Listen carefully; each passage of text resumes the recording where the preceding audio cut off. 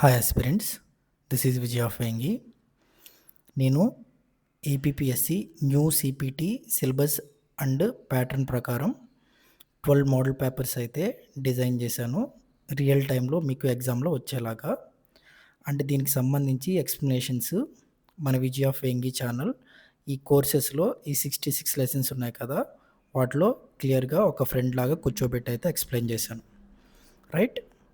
And ఈ book మీకు పీడిఎఫ్లో అయితే ఈ పీడిఎఫ్ నేను డిస్క్రిప్షన్లో ఇస్తాను, దీన్ని మీరు తీసుకొని ప్రాక్టీస్ అయితే చేయండి, ఓకే. సో ఎక్కడన్నా మీకు డౌట్ వస్తే మీరు టైమర్ పెట్టుకొని 60 మినిట్స్ మీ అందరికి మీరు చేయండి. ఇక్కడ యాజ్ ఇట్ ఈస్గా ఉండేటట్టు ఇన్స్ట్రక్షన్స్ ఫాలో అయ్యి ఎక్కడైనా డౌట్ వచ్చినప్పుడు you can refer to this course,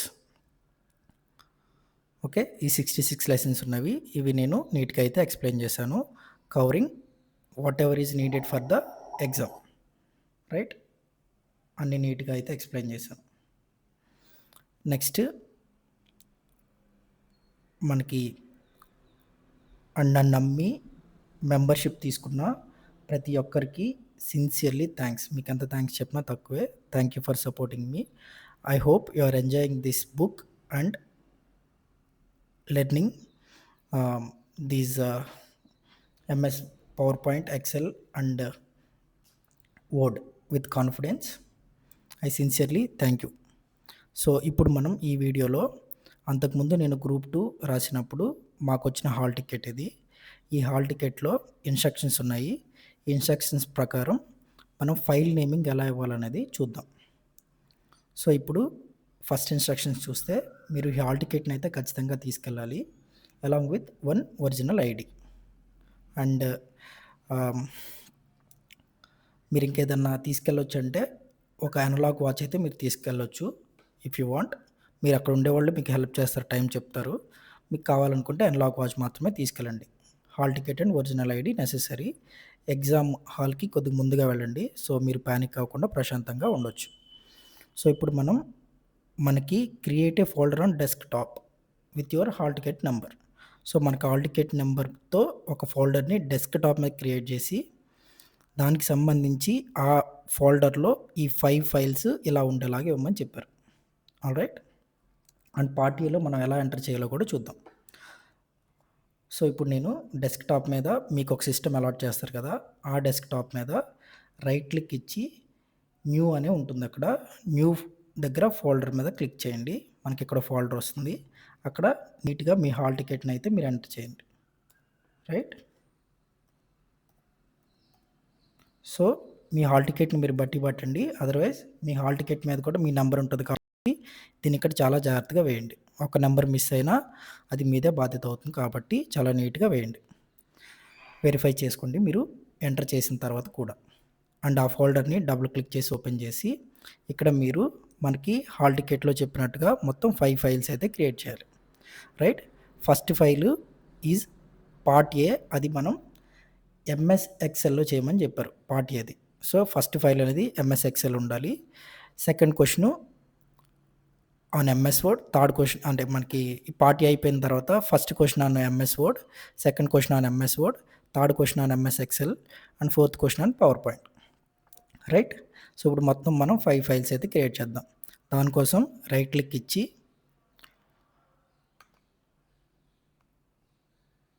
new అనే దగ్గరకు వచ్చి మనం ఫస్ట్ ఎంఎస్ ఎక్సెల్ ఫైల్ కాబట్టి ఎంఎస్ ఎక్సెల్ మీద క్లిక్ చేద్దాం.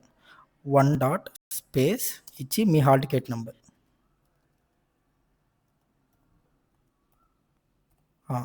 తర్వాత hyphen part A enter, okay. తర్వాత నెక్స్ట్ ఫైలు మళ్ళీ రైట్ క్లిక్ ఇచ్చి new MS Word 2 dot space మీ hall ticket number,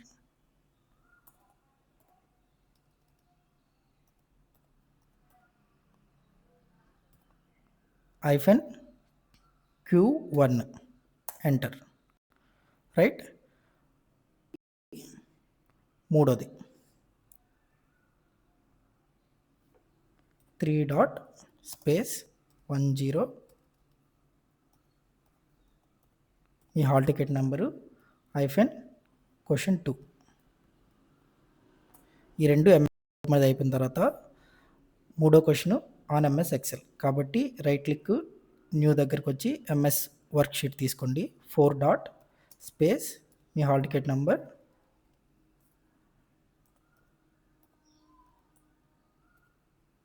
-question 3 enter. Next లాస్ట్ది new PowerPoint 5 dot space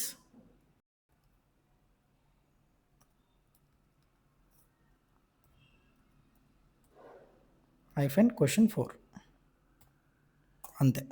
so ఇలా మొత్తం మనకి డెస్క్టాప్ మీద మీ హాల్ టికెట్ నెంబర్తో ఒక ఫోల్డర్ అయితే ఉండాలి.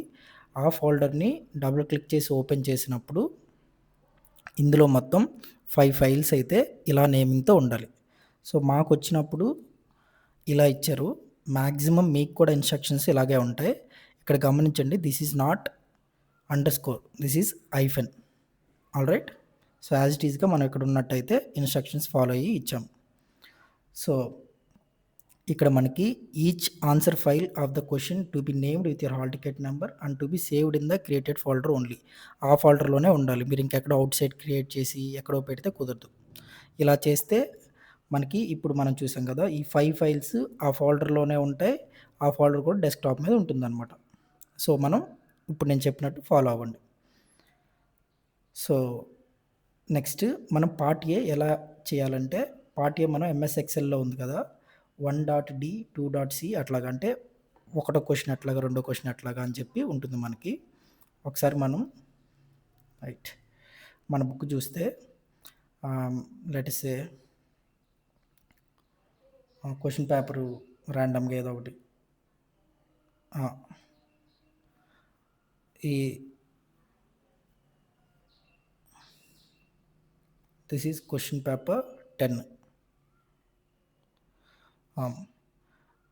So which classification of computer is designed to handle massive scientific calculations like weather forecasting? Okay. So దీనికి ఆన్సర్ సూపర్ కంప్యూటర్స్. మీకు 1D అని తెలిసింది. ఓకే.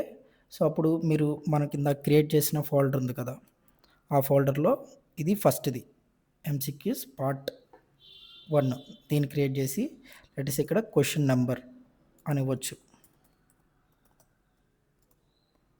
ఆర్ సీరియల్ నెంబర్ ఏదో ఒకటి ఇవ్వండి. క్వశ్చన్ నెంబర్ అండ్ ఇక్కడ ఆన్సర్.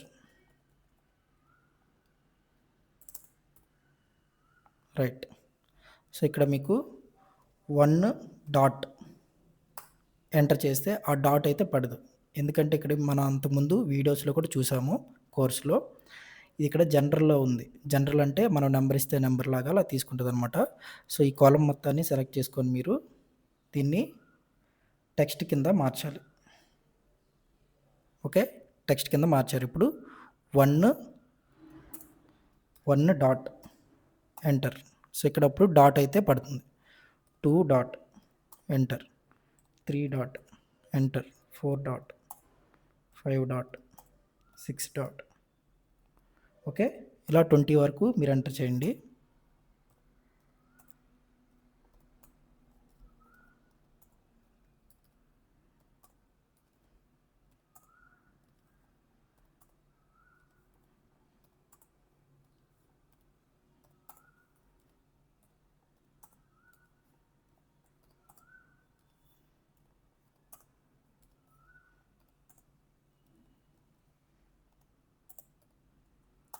Okay, right. సో ఇక్కడ first question మీకు మీ క్వశ్చన్ పేపర్ మీకు ప్రింట్లో ఇస్తారనమాట, ఒక A4 sheet. First question answer T. So ఇక్కడ క్యాపిటల్ లెటర్లోనే ఉండాలి, మీకు కూడా క్యాపిటల్ లెటర్లోనే ఇస్తారు అక్కడ. So first question option D. Second question light pen is classified as it's an input device. So ఇప్పుడు మీకు అది ఎన్నోది సి. సో ఇక్కడ సి అని టైప్ చేస్తారు. అలాగా మూడో క్వశ్చన్ what is the role of control unit in CPU. దీనికి ఆన్సర్ ఓకే మీకు తెలుసు. సపోజ్ తెలియలేదు అనుకోండి, మీరు దీని మీద ఎక్కువ టైం వేస్ట్ చేయొద్దు, నెక్స్ట్ క్వశ్చన్కి మూవ్ ఆన్ అయిపోండి, తర్వాత చూసుకోండి. లేదా ఇక్కడే ఫస్ట్ మీరు ఆ 20 MCQస్లో మీకు ఎన్ని అయితే తెలుసో అవన్నీ ఫాస్ట్గా పెట్టేసేయండి. మీకు ఎక్కడైతే తెలియదు, లెట్స్ సే ఫోర్త్ క్వశ్చన్ తెలిసింది, that is option B. And fifth question తెలియలేదు, సిక్స్త్ క్వశ్చన్ ఆప్షన్ సి. అలాగా మీరు ఇలా 20 ఎంసీక్యూస్ అయితే పెట్టేసేయండి. పెట్టేసేసి పార్ట్ బికి వెళ్ళిపోయి అవన్నీ చేసేసి దీని మీద ఎక్కువ టైం వేస్ట్ చేయొద్దు. ఆ తర్వాత మీకు నిజంగానే తెలియకపోతే ఇక్కడ ఏదో ఒకటి రాయేసేసేయండి, తొక్క మార్దో. సో అది ప్రాబ్లమే లేదు, ఎందుకంటే మనకి నెగిటివ్ మార్కింగ్ ఉందని మెన్షన్ చేయలేదు. దానికోసం టైం ఇక్కడ ఎక్కువ అయితే ఇవ్వకండి, రైట్? సో లాస్ట్లో ఇవన్నీ ఫిల్ చేసేసి, లెట్స్ సే మీకు తెలియని ఒక 2-3 క్వశ్చన్లు లేకపోతే 5 క్వశ్చన్లు ఎన్నో ఉన్నాయి, లేదా అన్ని క్వశ్చన్లు తెలిసి అన్నీ పెట్టేశారు. లాస్ట్లో ఒక 2-3 మినిట్స్లో వచ్చి అక్కడ లెట్స్ సే మీకు ఏం తెలియలేదు, మీ ఫేవరెట్ ఆప్షన్ ఏదో ఒకటి అలా ఇచ్చేసేయండి, రైట్? సో ఆ రకంగా ఇక్కడ ఉండేవన్నీ మీరు ఫిల్ చేసేయండి. అండ్ కంట్రోల్-S కొట్టడం అనే ఒక హ్యాబిట్ని అయితే ఇప్పటి నుంచే డెవలప్ చేసుకోండి. మీకు ఎగ్జామ్ దగ్గరలో ఉంది కాబట్టి. మీరు కంట్రోల్-S అంటే సేవ్ అనేది చేయకపోతే మీరు ఇప్పుడు దాకా చేసిన వర్క్ అంతా వృధా అవుతుందన్నమాట. సో నేను ఇది మొత్తం లెట్స్ సే ర్యాండమ్గా ఫిల్ చేస్తాను.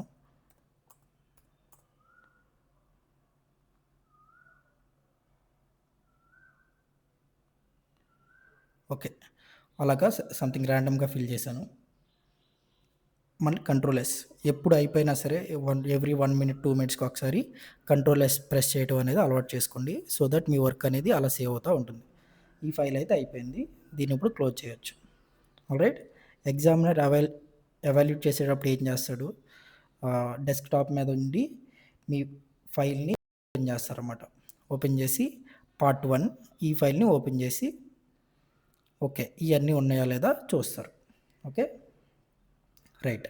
ఆ తర్వాత ఈ question paper second part below question 1 దీన్ని కూడా ఓపెన్ చేసి అండ్ ఇక్కడ ఇచ్చిన ఇన్స్ట్రక్షన్స్ బట్టి ఫాలో అవుతూ చేయాలన్నమాట.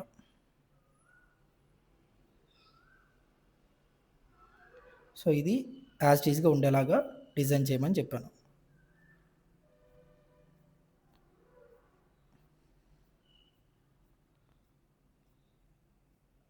సపోజ్ ఇదే ఉందనుకోండి, దీన్ని మీరు టైప్ చేసి నీట్గా ఎక్కడికక్కడ అన్నీ అయితే ఇన్స్ట్రక్షన్స్ ఫాలో అయ్యి created document which should look like this one.